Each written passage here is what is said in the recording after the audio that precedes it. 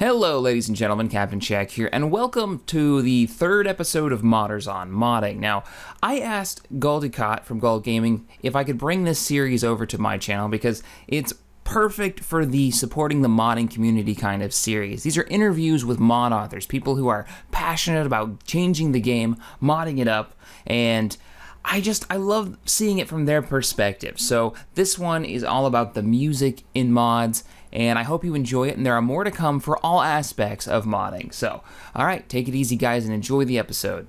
Hello ladies and gentlemen, and welcome back to Modders on Modding. Now, last week we spoke a little bit about sound, and this week we're going to speak about something that's just as important as sound, and in some cases more important. We're going to talk about music. Joining me today is Waseem. He is a musical composer. Hello Waseem. Hello. Thank you for having me on here. It's awesome. Big shout out to you from the city of Manchester. Oh, you're in Manchester. I didn't know that, ladies and gentlemen. See, he's teaching me new things every day. Yep. Okay, so Wazeem is a composer, and he's composed for some titles that you may know. As you know, I'm a Sins modder, and Wazeem has composed for Dawn of the Reapers and Sins of the Prophets. Isn't that right, good sir? That is right. I began on Sins of the Prophets and now working on Dawn of the Reapers. So what we're going to talk about today is we're going to talk about your history, what brought you into wanting to make musical scores, and the actual process of making musical scores themselves. Right. So what I actually want to start with, what I want to open with, my gambit, ladies and gentlemen, is what made you recognize the value of music in the computer game industry? Okay. When I play a computer game, one of the first things I hear, and I always usually put it full blast, is the music. It's so inspiring. It helps me to immerse myself in the video game that I'm playing. It's like you're there. It acts like a form of bridge. It makes everything just seem so much more real. Absolutely. If you can imagine. For me, it's always been like the key ingredient to helping somebody, you know, understand what they're doing and, you know, make everything mean something. I want to hear that again. I want to experience that again. Yeah. And that's what music is about in game. It's about experiencing, and it's for me, it's always added a depth of emotion. Like, for example, ladies and gentlemen, I'm going to play you a quick scene from a computer game. First, I'm going to play part of that scene without music, and then I'm going to play it with the music. And you'll be able to tell immediately that there's a huge difference in the emotion that you feel personally from that particular scene. So here goes, ladies and gentlemen.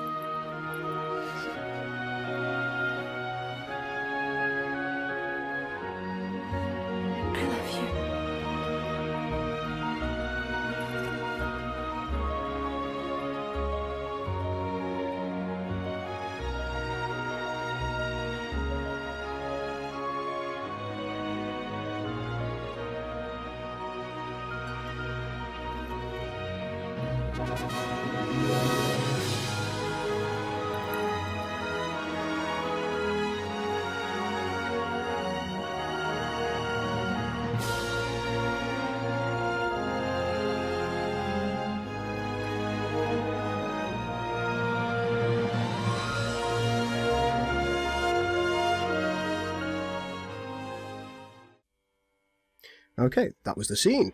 Right. What did you think of that, ladies and gentlemen? I'm sure you felt differently in each of those scenes, in spite of the fact that the visual representation of them was identical. Okay, back to you, Wazeem. Was there a defining sequence or a defining game that really made you think about the music and made you think, I want to do this? Ooh, defining moment sequence, right. For me, it would have to be Killzone. Yeah. The introduction cutscene, basically when you see Visari, and he's giving his amazing speech to the Helghast, and you see the huge build-up as he reaches towards the end of his speech, the music building up and reaching towards a huge climax. I mean, yeah, if anybody who could see this, you could definitely tell, the music had a huge important part to play with the, setting the tone you could literally, after watching this, understand intimately what this game and story was going to be all about. And yeah, that did it for me. Yeah, I have a few other ones, but I thought I might share this one because I'm sure a lot of other people have seen it. It's quite a popular game and franchise, Killzone. An exodus for freedom. Helghan became that freedom. Our new world changed our bodies. At first, it weakened us, but in fact, we were growing stronger. In the time you have given me, I have rebuilt our nation. I have rebuilt our strength. And I have rebuilt our pride. Our enemies at home have been re-educated. We have given them new insights into our cause. On this day, we stand united once more. On this day, those driven to divide us will hear our voice. On this day, we shall act as one, and we shall be ignored no more! General Adams, sir! We got multiple Hellgas vessels approaching. What do we do, sir? Fire!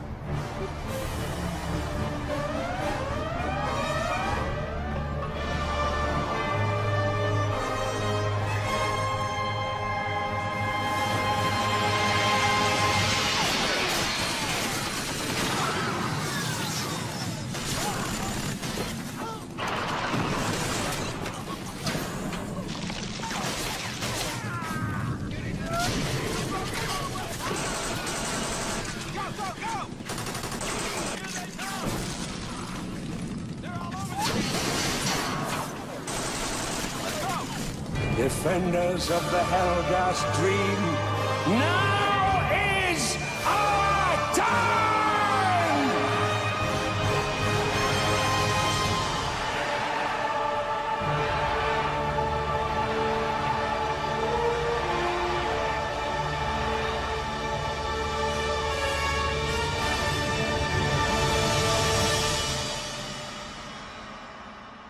Yeah, I mean, the musical themes, especially also including Killzone, you can also include Halo in that category with the choir theme. They really do bring out the best in terms of making that experience come straight at home and, you know, making it seem so much more real.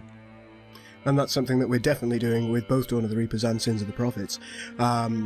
Particularly the opening themes of both games, which you'll be hearing a little bit of during this video.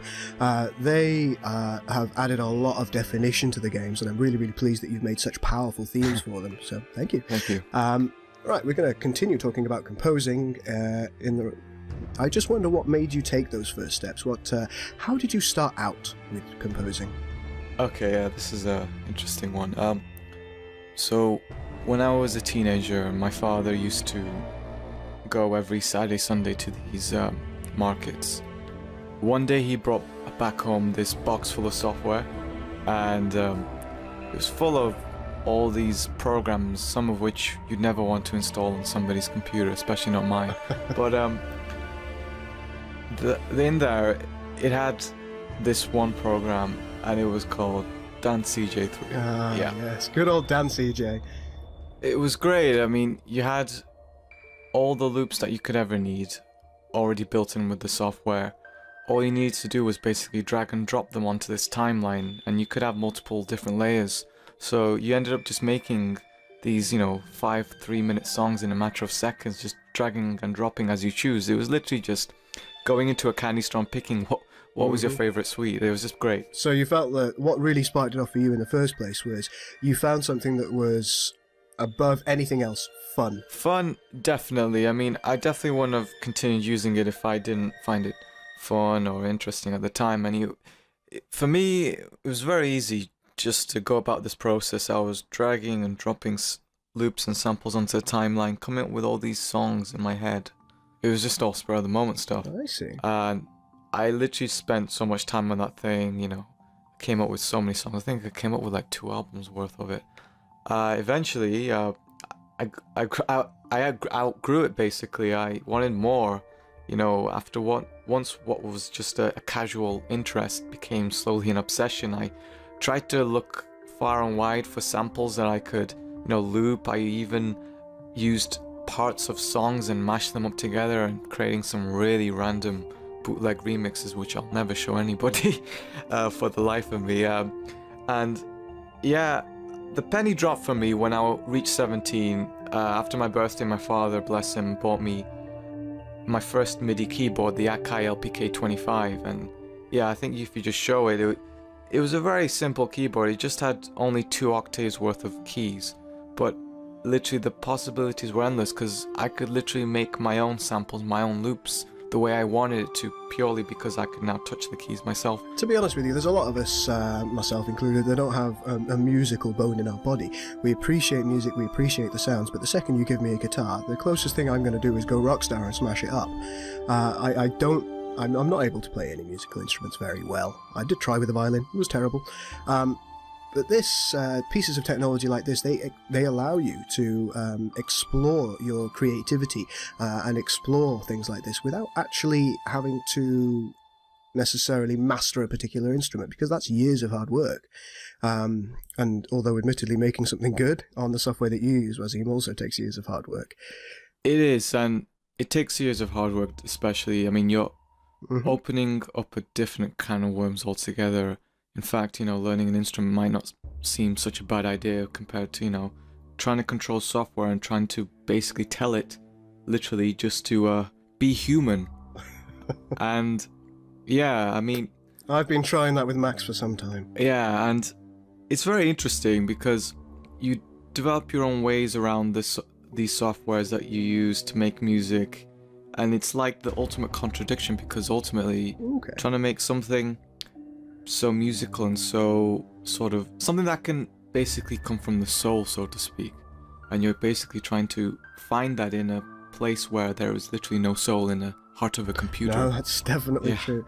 Right, we were talking about Dan CJ. One thing I would ask, which I'm sure a lot of modders or potential modders are maybe scratching their heads thinking, okay, so how am I going to learn about all these things? What is pitch bending? What is this? What is that? Are there any websites that you could suggest that have a lot of tutorials to broaden people's knowledge of what sound work is all about and how they can perhaps do these things in the music industry? When I first started, there was not as much compared to what there is now. It's mainly because, through social networking, people are getting more, friendly and, love to share, etc. This is the age of sharing and caring, as it were. So there's one called vicontrol.net. That's one I found out thanks to Gaius, with the D silent. He's from Covenant War. He's the composer over there. He told me about it, and yeah, it's a great place. It's literally geared around people who are making music from computer and software. Okay, ladies and gentlemen, I'll be linking all these things at the bottom in the description, so you can take a look at them yourselves. And was there anything else that you could suggest? Of course, you always have YouTube. You can you can YouTube so many people now, just music production, music composition, tutorials, you name it. Okay, it's just up to people kind of using their imagination and looking for it, and they will find something. Yeah, exactly. Once you were done with Dance EJ, once you decided you wanted to broaden your range of skills, are there any tools that you kind of you picked up later on, perhaps that you found on the internet, that were free to use tools? Okay, so in my searches, I came across this very useful webpage, and it has literally all laid out for you. The 27 of the best free softwares, apparently, which you can use in conjunction with your main music making program. They're in VST format. Yeah, they're all free. Fantastic stuff. I'll have them in the description below, and yeah, you can just go on there, go through the various links, and just download them and use them for free. So yeah, that should be fun. Okay. If you're looking into making music, you've probably already heard the names Reaper software, Reaper, Pro Tools, Logic. That's good, because I haven't got a clue. Sonar, Cubase. For myself, I use something called Studio One. It's made by PreSonus. Does it include a kind of visual representation of what you're doing as well? And it's pretty good. It comes with its own loops and samples as well, so you don't really have to search far and wide for your own, so to speak. You can just... that's quite useful. Yeah, so you'd be able to experiment with it. Yeah, you can. Kind of, and really get a good feel for it quite early on if you did choose to get that software. Yeah, a lot of these softwares, they should have a demo or at least a free version. So I see. A combination of the both. Studio One has a free version which you can download from the PreSonus website. The trick is just to uninstall and reinstall it once you I see. once it expires. I guess you can try that. We'll see what happens. Don't quote me right now. Now, we're going to go game specific. We said that you were a musical composer for Sins of the Prophets and Dawn of the Reapers. Yep. I'm just going to play a short extract from each of those games to show you the kind of flavour of music that you have brought into them.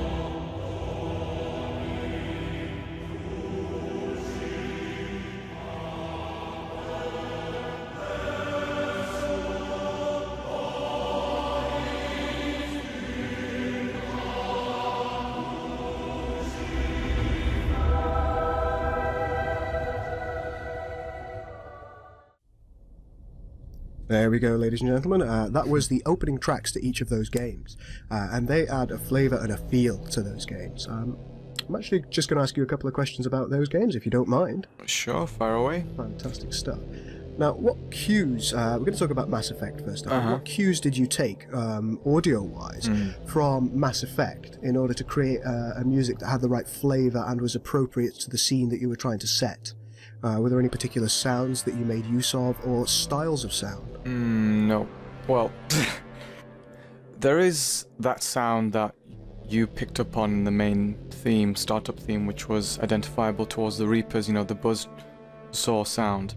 That was intentional, but to drop on the themes, so, okay, Mass Effect for me is a very, very emotional journey. You watch Commander Shepard explore the galaxy, then towards the end, no spoiler, you know, he encounters the most grisliest of fates in attempts to defend the Earth, and yeah, I wanted to convey a sense of epicness about that journey.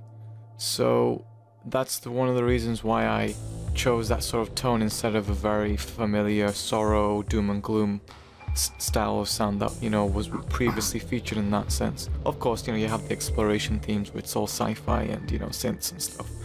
But the theme that I drew heavily most from for the creation of what you hear on Dawn of the Reapers, especially the main menu, that track, it's a derivative inspired from my previous and first ever original work on my first ever project, which was also a mod of Sins of Solar Empire. Was that Dawn of Victory, is that right? It was called New Dawn. Oh, New Dawn. There we go, ladies and gentlemen. And so what happened was I first came onto the modding scene with New Dawn. It was my first ever project, like I said. I just started creating these music tracks for the fun of it, and I posted them on the profile. And it was great. These were like my first ever, you know, when you first start music, you know, you come up with some really cool stuff. And these compositions that I made, they're very, very close to me and special to me. Unfortunately, that year also, I suffered a huge meltdown with my hard drive, and I lost everything. Oh, that must have been devastating. It's a bit of a sweet moment, though, because thankfully, the only copies that remains, as it were, are actually still published on New Dawn's profile on ModDB. So yeah, it's a very, very interesting situation. So what it is now, we have a hiatus at New Dawn, so I don't think it'll be a while before it gets finished, put it that way. So with all the soundtrack works that were there, I kind of felt as if something wasn't finished, and it, you know, for me, I always wanted to finish something before moving on to another project, so to speak. So at first, when I came to Halo, I tried to sort of put that at the back of my head and just, you know, have a fresh start. But then as I got successful with Halo, you know, Dawn of the Reapers was there, and I thought, you know, this is a very good opportunity for me to sort of finish something that I previously started at New Dawn, and it allowed you to recapture that same sense of progression. yeah, the comments I got at New Dawn, they all always pointed towards, yes, this sounds like Mass Effect, etc. So I thought, okay, I'm going to revive and, you know, just sort of, it's kind of like a personal tribute in a way to that soundtrack. What you hear on the Dawn of the Reaper's main menu is literally a sort of revival of what I tried to do at New Dawn. It's my attempt of finishing what I started, basically. So yeah, it has a little bit of personal flavor in there, and yeah, that's one of the inspirations of what I drew upon for the Dawn of the Reaper's main menu track, startup theme. Okay, I'll link that, ladies and gentlemen, so you can have a listen. That's good. We're also going to talk about Halo, because it would be unfair to talk about one and not the other. Was there a particular style that you chose to go for with the Halo music that you produced? Just for example, we all know the kind of the opening theme, if you like, for the Halo Combat Evolved computer game. Did you choose to take cues from that, or did you go down another route? Well, you know, the Sins of the Prophet soundtrack, for me, it's my special baby. It's been there for like, I've been in the project for like 3-4 years. I've had so much ample time to just spend time pursuing and, you know, coming up with new ideas and new ways to reinvent something that was so well defined, you know, from Marty O'Donnell's score of Halo, you know, with the iconic choir theme. I think it was inevitable that I would eventually, you know, come up to use the similar elements, but in no way was I trying to replicate or even make something of a derivative to what Marty did. With all due respect, I was basically trying to create my own interpretation of what it would feel like if you were a Spartan in space and you were literally seconds away from dying, knowing that if your spaceship blew up, that was it, game over. It's not like in, you know, on the ground where you've got places to hide. Literally in space, no one can hear you scream, as if it were. So it was great fun to create it. That main menu track as well, it was such a huge work on my part. It took all year to complete. It went through 14 revisions. Great shout out from TGN, who also, you know, heard it when they said it was the best music ever heard in a mod. I mean, it really sent me over the moon when I heard that, and reaction from the fans when they heard it first time. I mean, that was one of the best times of my life. It is great though. Yeah. I mean, I did post you one of my first playthroughs. I think it was the release video to the latest release of Sins of the Prophets, and I got really excited about the music at one point, just because I was really feeling it. So thank you for actually giving me that sense of emotion in the game. Thank you, it's been an absolute pleasure. It's all right. Right. Now that we've actually spoken about those games themselves, will there be another soundtrack going into Sins of the Prophets?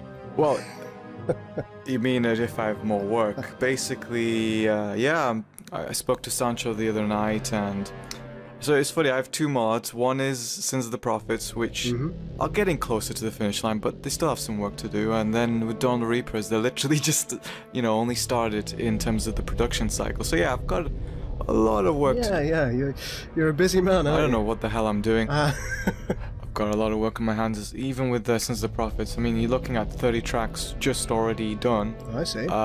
Still got a few more to do with them.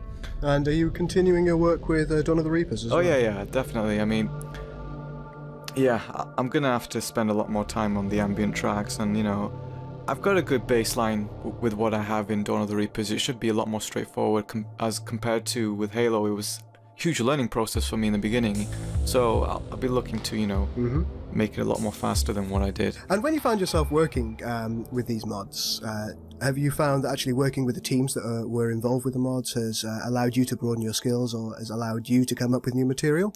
Yeah, definitely. I mean, working with alongside Sancho, who you interviewed before, he's a great guy. He definitely knows what he's doing when it comes to sound effects and voiceovers, and it's great because whenever I show him a track, I love just hearing his reaction. And yeah, he could have made my job a lot more difficult by telling me what he expected in terms for the music, but he just let me roll with it, and yeah, it was great because I could just basically blasted his expectations, so to speak.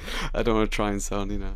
But yeah, Sancho's a great guy. We also have Gaius in the audio department for Sins of the Prophets. He's also the music composer for Covenant War. He's a great guy to talk to. Me and him have lots of debates and arguments about music composition in general. So yeah, great bunch, the guys at SOTP, and yeah, they're always there, and yeah, I like the dynamic we have as a team. Right. We've discussed the modding scene.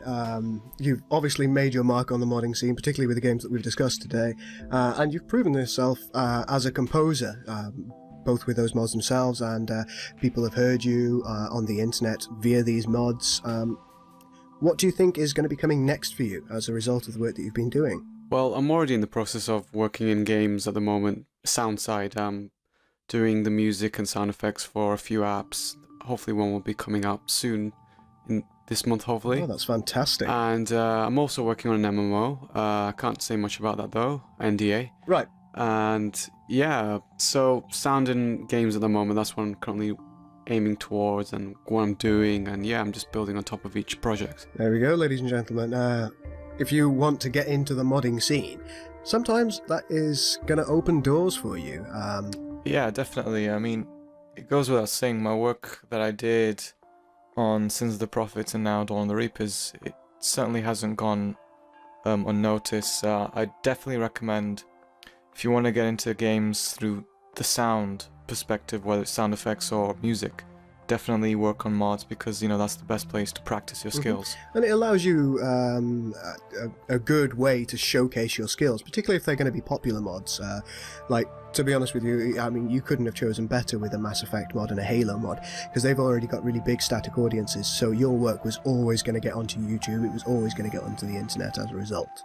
Well, I got personally invited to work on Sins of the Prophets, so it was a special way for me to get in those projects. But yeah, it goes without saying, it's certainly great when, you know, you have an exposure on that kind of level, so yeah. Yeah, definitely does.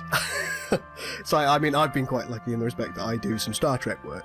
Yeah, so a lot of people like Star Trek. You know, I think we lucked out with what we ended up dropping into. It might not have been the original intention. Yeah, well, when I got in, I mean, while it was perfectly sort of, you know, I can imagine, you know, when you get into that sort of position and you're given this kind of responsibility, it might be very easy just to simply just do your work and not think twice about it. But for me, you know, getting to such projects like Halo, now Dawn of the Reapers, I really sort of wanted to push myself, because, you know, especially with Dawn of the Reapers, I mean, after doing Halo, you know, Sins of the Prophets, I really wanted to sort of see if I could reinvent the same thing twice. I mean, you know, I had already made my mark on the epic sci-fi genre, and you know, with Sins of the Prophets, but with Dawn of the Reapers, it also came the opportunity to see if, you know, are you going to be one-hit wonder, Waseem, or can you do it again from scratch, you know, so to speak. So I really wanted to push myself with the Dawn of the Reapers soundtrack. You know,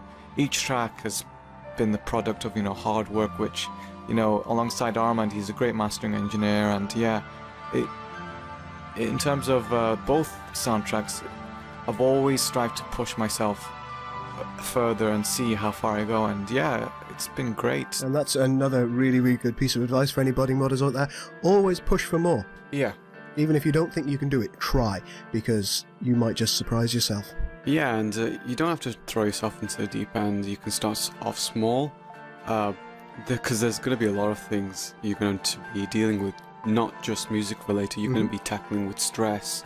You're going to be tackling with how to make a track in the first place. You're going to have to deal with stuff like, you know, how can I come up with something so inspiring and creative in this room of mine, you know, which has 4 walls and a window, maybe. You can take walks, you can take breaks. I encourage that. Work in moderation, that's how they say. But yeah, I mean, it's not as easy and straightforward as you think. It might be more easier to start something than it is to finish, and I will always say try and finish, because that's what really is the best education. Because when you try and finish something, you go through all the aspects of, you know, producing. Is it ready? Is it going to be, you know, does it sound okay? You know, then you've got mixing and mastering to worry about, which is another kind of worms altogether. But yeah, I mean, in the beginning, you're gonna have a lot of creativity. You're gonna have a lot of exciting ideas and just write them down. Try and create as many tracks as possible, because as you get older, as you continue this, you're probably going to find it harder to come up with new ideas. So what happened to me was sometimes when I get stuck on an idea, I basically revisit old stuff that I've made, and I just basically polish it up and, you know, redo them again, and yeah, it's great. So give yourself your own cues for the future. Yeah. That's a good idea. I never even thought about that, but that is actually a really good thing to do. Well, it sounded like a good idea at the time. I mean, obviously you don't have to do everything, you know, by the book. A lot of it will just be personal self-exploration. At the end of the day, you do what you want to do. It's your music, it's your life. I guess that's it. Well, there we go, ladies and gentlemen. I hope that was some good advice for you all. Ladies and gentlemen, if you are thinking about getting into music scoring, if you're thinking about getting into modding in general, all some lovely advice there. And yeah, I'm really, really happy to have had you on the show. Thank you very much, Wazeem. Thank you for having me. I hope it was educational and entertaining for everybody. And hopefully, ladies and gentlemen, we will be seeing and hearing more of Wazeem's work in the near future. Ladies and gentlemen, this is Gold Ducat, out.